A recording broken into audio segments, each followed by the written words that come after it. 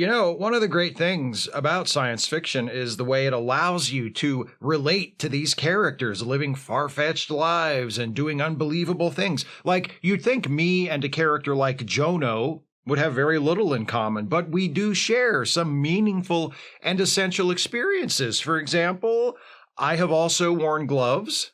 This is a review of the Star Trek The Next Generation episode Suddenly Human. If you have not seen this episode and you don't want to know what kind of music the Tarian kids are listening to these days, be warned. Spoilers beyond this point. What happens when the crew of the Enterprise finds an orphan, but someone else already found them first? Let's find out. The Enterprise responds to a distress call from a damaged Tarian ship that is leaking radiation. As they approach, Data reminds everyone that the Talarians are sneaky little sneaks who like to send out fake distress calls and then blow up their ships once unsuspecting enemies are aboard, and that they've used this exact tactic to kill hundreds of people in the past. Picard's like, yeah, but they probably won't do that to us right here at the very beginning of the episode. Riker, get a team over there and see what's wrong. See, they definitely won't kill Riker in the first scene.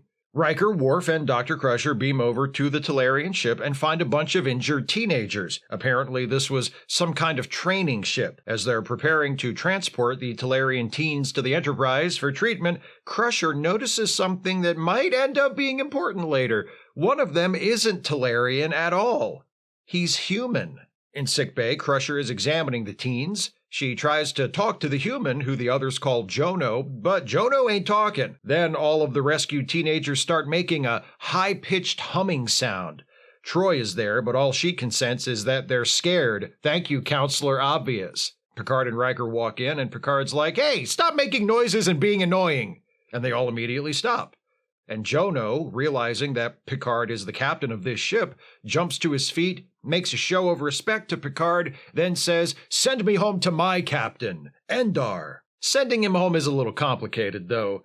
Crusher pulls Picard aside and tells him that even though Jono wasn't seriously hurt on the ship they just rescued him from, his body shows evidence of some fairly serious injuries: broken ribs, a broken arm, a concussion. A human teenager found living among aliens who are known to be kind of brutal. Is this an abuse situation? And how did Jono wind up with the Talarians in the first place? Who is he? Jono proves to be something of a handful in sickbay, so Picard has Worf escort him to some private quarters. A DNA test reveals his original human identity. Jono's legal government name, so far as the Federation is concerned, is Jeremiah Rosa. His parents were killed by the Talarians during a raid of the colony where they were living at the time. Jeremiah was only 3 and was listed as missing and presumed dead. Jeremiah's paternal grandmother is a Starfleet admiral, and she's going to be so happy to see him. Only not so fast, Troy says. Jono has lived among the Talarians for almost his entire life at this point. Culturally, he is Talarian, not human. To just pluck him out of his world and send him to live with his human grandparents would be an emotionally damaging experience and just end in tears for everyone involved. Troy suggests helping Jono reconnect with his humanity, and she has just the man for the job: Captain Picard. Picard's like, ha, yeah, you're funny, but no. Troy insists. Picard is the only person on the ship with whom Jono has shown any kind of a connection. Plus, the Talarians are a deeply patriarchal society, and Jono does not seem to get along well with the ladies. So, Picard agrees to try and mentor Jono, and goes to visit him in his quarters, where he finds Jono still making that annoying high-pitched sound. Picard says, why do you do that? And Jono explains, because we Talarians are a proud race of fearsome warriors who keen like frightened puppies when we're sad. Well, knock it off. Shit gets on my nerves. God. Anyway, is there anything I can do to make you more comfortable? Jono's like, you can send me home to Captain Endar. Is there anything besides that? You can let me move in with you. And that's just what Captain Picard does. Jono moves into Picard's quarters and immediately starts touching his stuff, and Picard is not comfortable with any of this, but he tries to get to know the kid. He says, so, you never take off your gloves? And Jono says, nope, not here. That way I won't have to touch an alien. Picard's like, oh, how charming. Say, now that we've established a rapport, let me ask you, does your captain ever, I don't know, break your arms or your ribs or smash your skull? Jono says, no, but we have tests, and I care about passing the tests, not physical pain. Picard says, that's a very Talarian attitude, I guess, but you're not Talarian, you're human. And Jono says, am not, shut up, you're not my real species! Picard meets with Counselor Troi in an attempt to beg off of the become Jono's surrogate father assignment, but Troi tells him to stick with it. She tells Picard maybe the reason you're having a hard time relating to Jono is because you were such a friendless loner when you were his age, but you know what? You're just going to have to muddle through and do the best you can, because that's the premise of the episode. Returning to his quarters, Picard finds Jono lying in a hammock he's strung up by the windows, listening to some ear-splitting electronic music. He shuts off the music and says, come here, let me show you some pictures of your murdered family. There's your murdered dad, and there's your murdered mom, and in the middle there, that's you, little non-murdered Jeremiah. Also, fun fact, the people who murdered your parents are the same people who you're living with now, the Talarians. Jono says, yeah, well, it was war. People die. Lucky for me, I was rescued by Endar. Speaking of Endar, he's here! Picard orders Jono to stay in his quarters, then heads to the bridge for a little chat with Captain Endar over the view screen. Endar is like, hey, thanks for saving those teenagers. Now give them back, including the human one, because the thing is, are you ready for this? He's my son! Endar comes aboard the Enterprise and meets with Picard in the ready room to elaborate. Back in the day, he was in command of the force that attacked the colony where Jono/Jeremiah's parents were killed. Talarians considered the planet their territory and thought of the colonists as trespassers, so they took him out. Endar found little Jeremiah crying by the body of his mother, so Endar claimed him as his own, which he was entitled to do by Talarian custom since humans had previously killed Endar's son in battle. Seems pretty airtight, legally speaking, but Picard still wants an explanation for the broken bones and the concussion Dr. Crusher detected during her examination of Jono. Endar brushes off the injuries as the result of Jono competing with the other kids, trying to prove himself. He broke his ribs trying to ride a space horse. He broke his arm in an arm-breaking contest with some of the boys in his arm-breaking class. Just innocent adolescent horseplay, that's all. Endar says that he won't allow the Enterprise to leave with Jono on board. Picard doesn't want to start a war, and neither does Endar. Endar says, just let me meet with Jono, and you'll see that I've been a good dad to him and that he belongs with me. Jono visits with Endar, with Picard and Troi across the room supervising to make sure Endar doesn't get sentimental and break one of the kids' arms for old time's sake, I guess. Endar says to Jono, these humans want you to stay. And you're old enough to decide for yourself now, so what do you want? Do you want to stay? Jono says, no, of course not. And Endar says, then you're coming home with me even if I have to kill everyone on this ship, including you.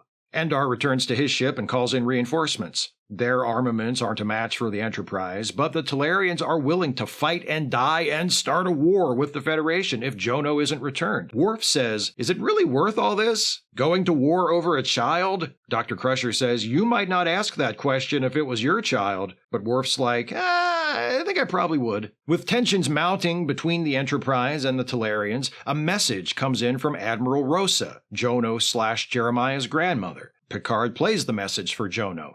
It's Admiral Rosa talking about what a miracle it is that Jeremiah is alive, and how she and his grandfather can't wait to see him and to welcome him back with love. Jono doesn't really know how to react to that. He complains to Picard, saying he's so stressed he feels like he might die.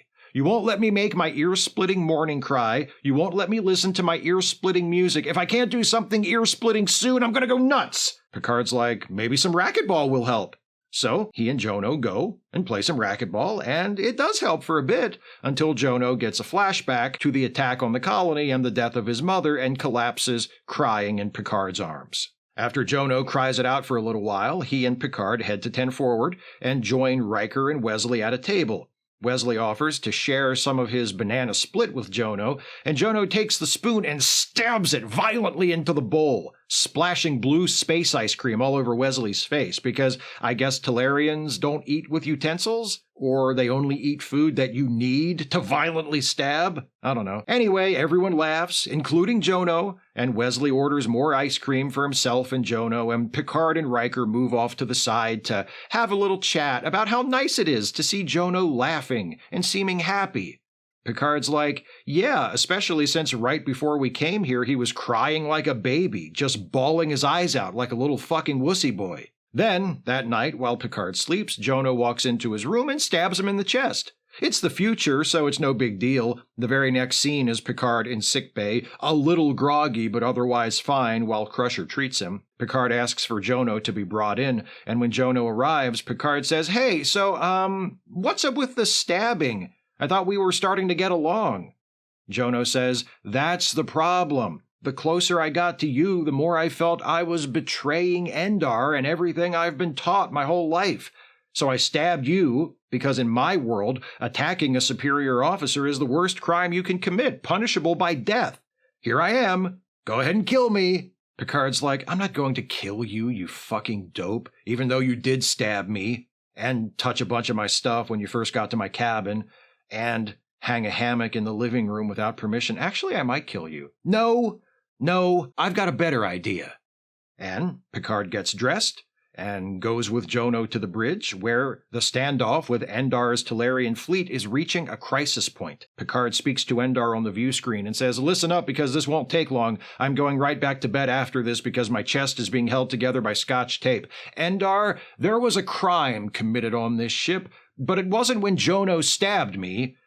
Actually, that was also a crime, but I'm going to let that one go, because the real crime was how all of us decided that we knew what should happen with Jono without listening to him and taking what he wanted into consideration. We've been trying to convince him to stay, to return to his human life, but we were wrong. I've decided that Jono will be returned home, to the father he loves, to you, Endar. Picard escorts Jono to the transporter room where, in a final show of respect, Jono removes his gloves and touches foreheads with Picard, as is the Talarian way. Picard's like, hey, thanks, almost makes up for the stabbing and the touching all my stuff. Jono transports home, and that's the end. At the risk of repeating myself after last week's retro review, this is an excellent episode, and I like it a lot. In fact, I like it even more than The Bonding, the previous episode I reviewed.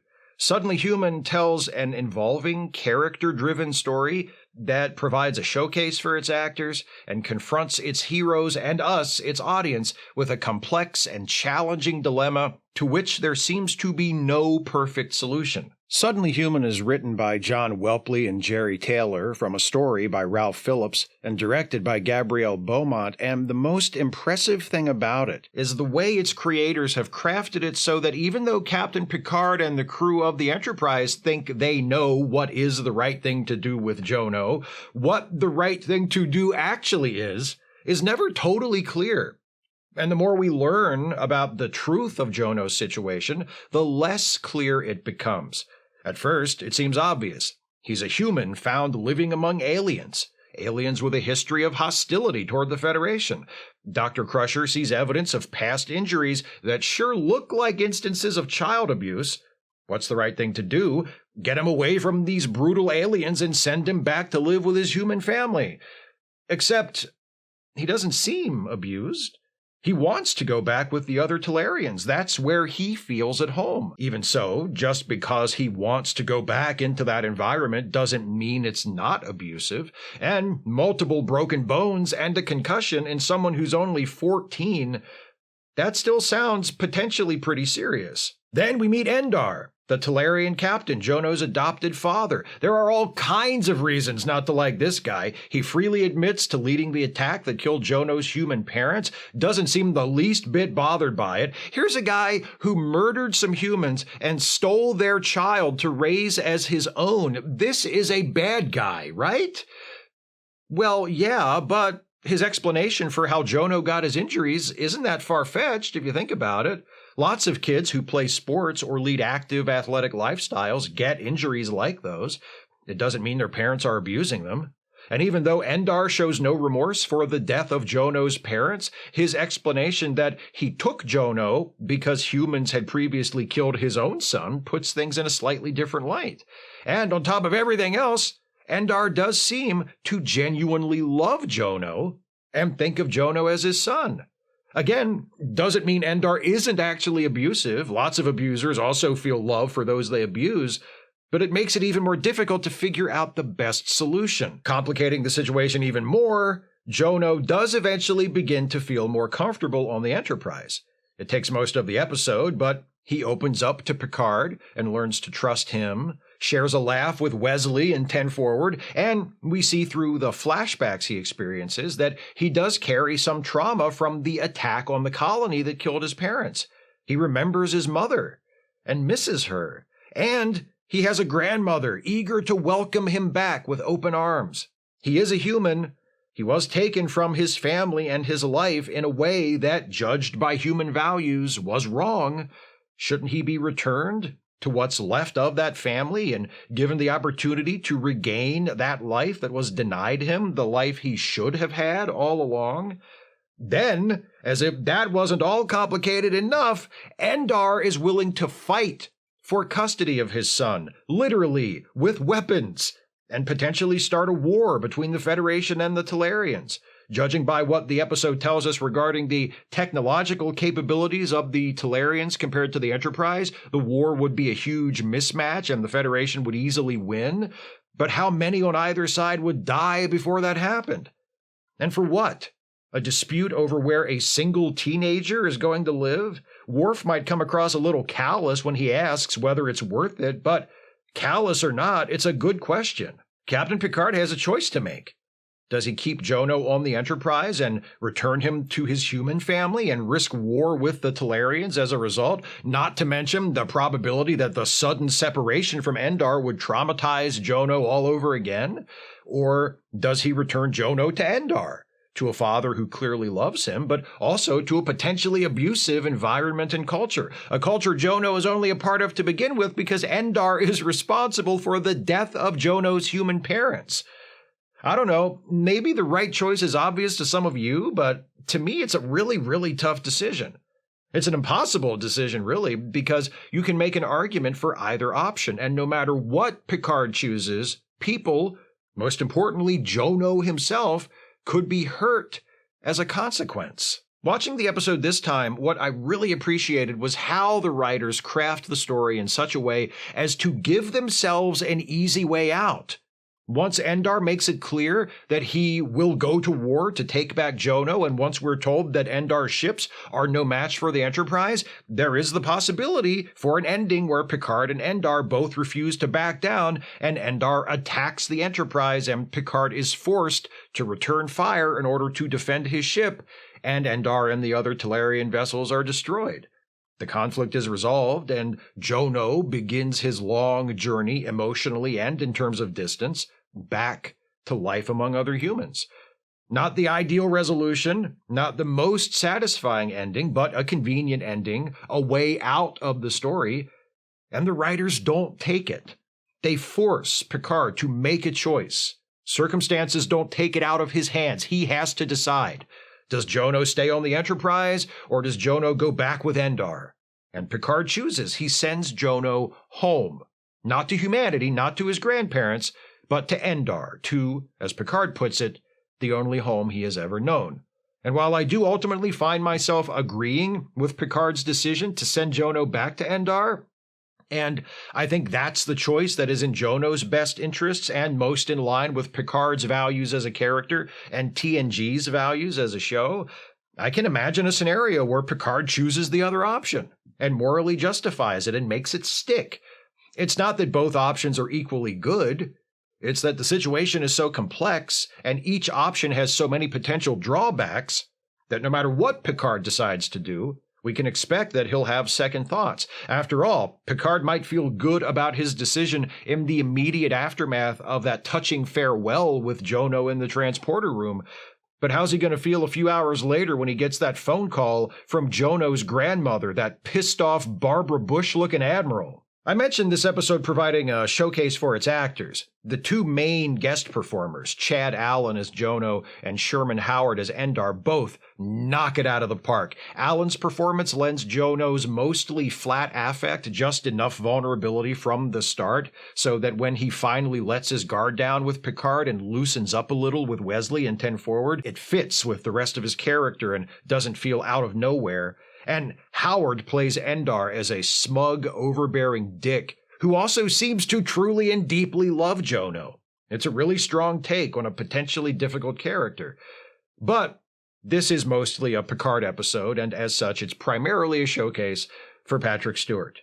There are few things in TNG which I enjoy more than uncomfortable Picard. He's usually the fearless leader, the wise philosopher, the man with the thoughtful and ethical solution to the problem. But put him off his game, stick him in a situation he's not prepared for, especially when it involves interacting with people on terms he's not familiar with, and he is a delight to watch. The body language, the comic timing, the palpable discomfort Stewart displays during this scene between Picard and Troy in the ready room when he's trying to convince Troy that someone else would be better suited to mentor Jono. It's wonderful. Stewart's scenes with Chad Allen are also fantastic. We see Picard express his discomfort in the form of crankiness, turn off that damn music, stop making that damn noise, and in clumsy efforts to get to know Jono. Then, as Picard and Jono grow more comfortable with each other, we get lovely, understated moments like Picard showing Jono the photographs of his human parents, or talking Jono through his feelings after his breakdown during the racquetball game. The racquetball game itself is a nice addition to the episode and an indication that Picard has let his guard down all the way with Jono, since Picard is sharing with Jono this activity that he likes to do when he feels the way Jono is feeling. Suddenly Human is another one of those under-the-radar episodes. It's not flashy or epic. It's not a series or franchise-defining creative statement. It's a solid episode that presents its characters with a difficult moral decision and forces them to choose. It shows us Picard's intellect and his compassion and his humility. It pushes the boundaries of some of the central principles of Star Trek itself: tolerance of other cultures, compromise in the face of irreconcilable conflicting values. And it shows us that, in such conflicts where the fate of children is at stake, the welfare of those children should always come before the pride of the adults deciding their fate. Those are my thoughts on Suddenly Human. What do you think of this episode? Please share your thoughts with me in the comments. If you'd like to support this channel, and I sure wish you would if you can afford it, you can do so by becoming a patron at patreon.com/Steve Shives, becoming a channel member by clicking the join button, or by making a one-time gift by clicking the thanks button, or via PayPal or Venmo. Links are in the description. Please join me next time as this batch of reviews of episodes about Orphans continues. We're gonna hop over to Deep Space Nine for an episode from that show's second season titled Cardassians. See you then. Thanks for watching, and take care, everybody.